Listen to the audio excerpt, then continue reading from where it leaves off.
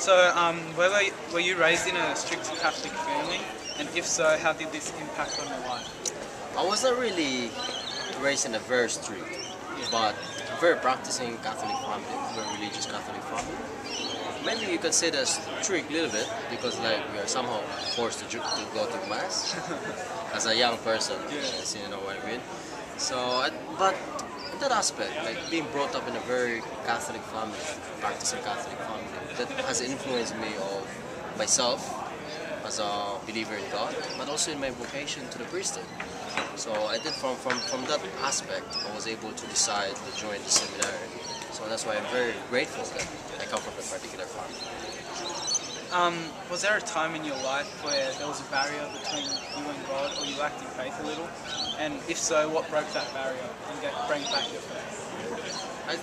When I was in high school, actually, as I've told you, like somehow we are forced to go to mass, right? Every Sunday, go to mass, wake up. Like as a young person, to wake up. We have our mass in the Philippines. I come from the Philippines, so our mass there is 6 o'clock and 8 o'clock in the morning, and after that, nothing. We need to attend the 8 o'clock mass, so I was forced to wake up early. So. But I think there's a barrier at that time, like attending the mass. Like, what's the point of going to mass?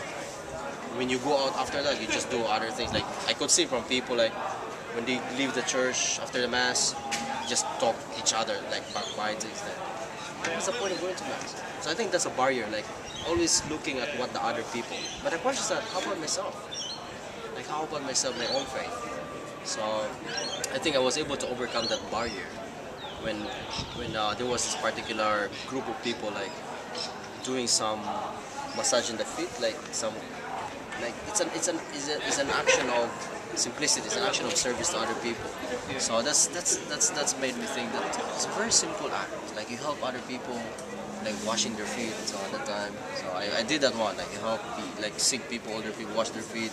So that's beyond like overcome a barrier. Who inspired you to devote your life to God, and how did they do it? I think my parents, especially I think my mother. My mother has really influenced me to have devotion to have a great devotion, like I think great faith to God. So and yeah, I think it's really important. So how did she do that? Basically, it's like first examples, like being involved in the church, and also with how she lives with her life as well. It's a living example for me. Yeah. What was your childhood like? Like you said to me before that you lived in the Philippines and you were raised in the Philippines. Yep. So how was it over there? Oh, it was great childhood. It's really childhood. You play around outside. Yeah. There's no such thing as like you're not allowed to go there. So it's like very normal childhood.